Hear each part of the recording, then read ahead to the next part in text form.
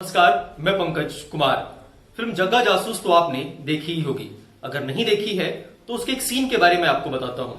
एक सीन है फिल्म में जिसमें एक विमान एक गांव के ऊपर से उड़ता है और वो कुछ पैराशूट के माध्यम से कुछ बक्से नीचे फेंकता है। उन बक्सों में हथियार होता है।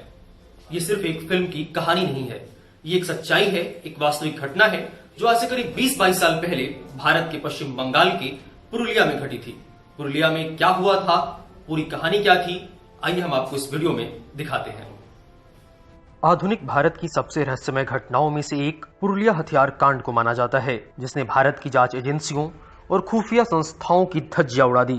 कई सारे खोजी पत्रकारों और जासूसों को भी अब तक बुरी तरह उलझा रखा है। वजह सीधी है, करीब 22 साल बीत जाने के बाद भी आज तक कोई साफ साफ नहीं बता पाया कि आखिर पुरुलिया हथियार कांड के पीछे की सच्चाई क्या थी।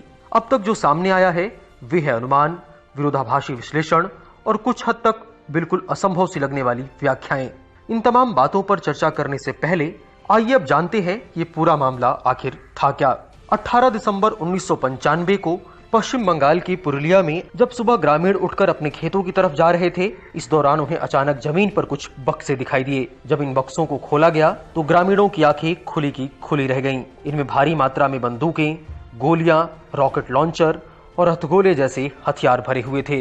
जितने विस्फोटक ये हथियार थे, यह खबर भी उतनी ही विस्फोटक तरीके से देश भर में फैल गई। यह इतनी बड़ी घटना थी कि सरकार को इस मामले में तुरंत ही देश के सामने नतीजे पेश करने थे। सरकार के लिए राहत की बात थी कि जांच एजेंसियों को 4 दिन के बाद ही एक बड़ी सफलता मिली। 21 दिसंबर को भारतीय उड्डयन अधिकारियों ने थाईलैंड से कराची जा रहे एक संदिग्ध एयरक्राफ्ट मुंबई के ऊपर उड़ते वक्त ट्रैक किया और इसे नीचे उतरने पर मजबूर कर दिया। इस जहाज में सवार लोगों से पूछताछ के बाद पता चला कि पुरुलिया हथियार कांड के तार इसी एयरक्राफ्ट में सवार लोगों से जुड़े हुए हैं। जांच एजेंसियों के मुताबिक एंटोनोव 26 नाम के इस रूसी एयरक्राफ्ट ने ही 17 दिसंबर 1995 की रात को पुरुलिया कस्बे में हथियार गिराए थे। हालांकि कुछ मीडिया रिपोर्ट्स में इन गोलियों की संख्या इससे ज्यादा बताई गई है। पैराशूटों की मदद से गिराए गए उन बक्सों में बुल्गारिया में बनी 300 AK-47 और AK-56 राइफलें, लगभग 15,000 राउंड गोलियां, आधा दर्जन रॉकेट लॉन्चर, हथगोले, पिस्तौलें और अंधेरे में देखने वाले उपकरण शामिल थे। इन दोनों 26 में मौजूद एक ब्रिटिश हथियार एजेंट पीटर ब्लीच और चालक दल के 6 सदस्यों को फौरन गिरफ्तार करके उनके खिलाफ जांच शुरू कर दी गई। लेकिन इस कांड का असली सूत्रधार बताया जाने वाला किम डेवी अपने मूल देश डेनमार्क पहुंच गया। किम डेवी इसके बाद कभी भारत की गिरफ्त में नहीं आ सका। दूसरी तरफ आजीवन कारावास की सजा पाने वाले उसके सहयोगी पीटर ब्लीच और चालक दल के सभी सदस्यों को भी भारत सरकार ने माफी देकर रिहा कर दिया। लेकिन अभी तक यह नहीं पता चल पाया कि इस कांड के पीछे की असली वजह आखिर थी क्या। इस घटना को लेकर अब तक इतनी सारी कहानियां सामने आ चुकी हैं, जिन्हें पढ़ने और सुनने के बाद जितने मुंह उतनी बातें वाली कहावत का मतलब आसानी से समझा जा सकता है। इनमें सबसे पहले किम डेवी की उस थ्योरी की चर्चा करते हैं। 29 अप्रैल 2011 को टाइम्स नाउ पर प्रसारित एक इंटरव्यू में किम डेवी ने दावा किया कि पुरुलिया हथियार कांड भारत सरकार के इशारे पर अंजाम दिया गया। उसके मुताबिक तब केंद्र की कांग्रेस सरकार पश्चिम बंगाल की सत्ताधारी कम्युनिस्ट सरकार को अस्थिर करना चाहती थी। पीवी नरसिंह राव की सरकार बंगाल में सत्ताधारी कैडर की हिंसा का जवाब हिंसा से देना चाहती थी।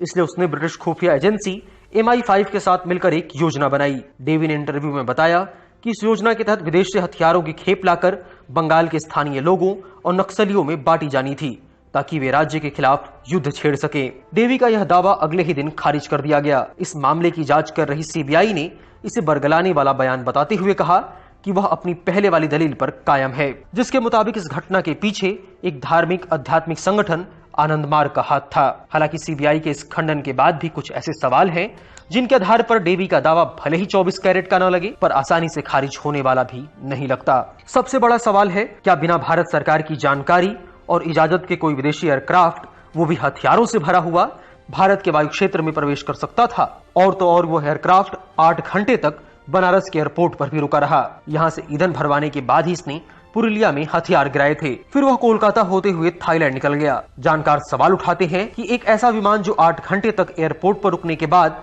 अपने गंतव्य के लिए आधी रात को उड़ान भरता हो, क्या उस पर देश की सुरक्षा एजेंसियों की नजर नहीं होनी चाहिए थी? और यदि एजेंसियों ने ऐसा किया होता तो क्या वह विमान पुरुलिया में इतनी आसानी से हथियार गिरा सकता था? डेवी ने भी अपने दावे के पक्ष में दलील दी थी। उसका विमान कराची से भारतीय वायु सीमा में तभी दाखिल हो सकता था जब भारत सरकार को पहले से इसकी जानकारी हो। इस दलील के आधार पर कई लोग आज भी मानते हैं कि उस वक्त की केंद्र सरकार के अंदर कोई तो ऐसा जरूर था जिसे सब पता पता था। पुरुलिया हथियार कांड की जांच सीबीआई कर रही है, लेकिन जांच में उसकी एक कथित भूल खुद ही डेवी के दावे को मजबूत करती है। सीबीआई अब तक डेवी का डेनमार्क से प्रत्यर्पण नहीं करवा पाई है। मई 2011 में सीबीआई ने डेनमार्क सरकार से उसके प्रत्यर्पण की मांग की थी, लेकिन यह मांग इस आधार पर ठुकरा दी गई क्योंकि जो वारंट सीबीआई ने डेवी के खिलाफ जारी किया था उसकी मियाद पहले ही खत्म हो चुकी थी। सीबीआई से लापरवाही भूलवश हुई या जानबूझकर किया गया, इस पर भी बस अनुमान ही लगाए जा सकते हैं। कुछ लोगों द्वारा पुरुलिया हथियार कांड को लेकर एक और दिलचस्प थ्योरी दी गई है।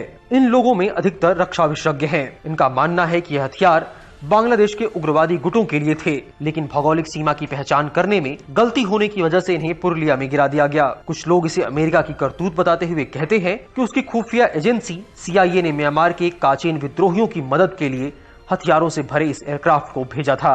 रक्षा और खुफिया मामलों के विशेषज्ञों का एक तबका इस घटना को श्रीलंका के खिलाफ लड़ रहे अलगाववादी संगठन लिट्टे से भी जोड़ता है। उनके मुताबिक ये हथियार लिट्टे के लिए थे। हालांकि ऐसा मानने वालों की तादाद बहुत कम है। अब सच्चाई क्या है ये तो आज तक नहीं पता चल पाया। पुरुलिया हथियार कांड की वास्तविक सच्चाई क्या है ये तो आज तक पता नहीं चल पाया। अगर आपको ये वीडियो अच्छा लगा तो लाइक करें, कमेंट करें और हमारे YouTube चैनल को सब्सक्राइब जरूर करें।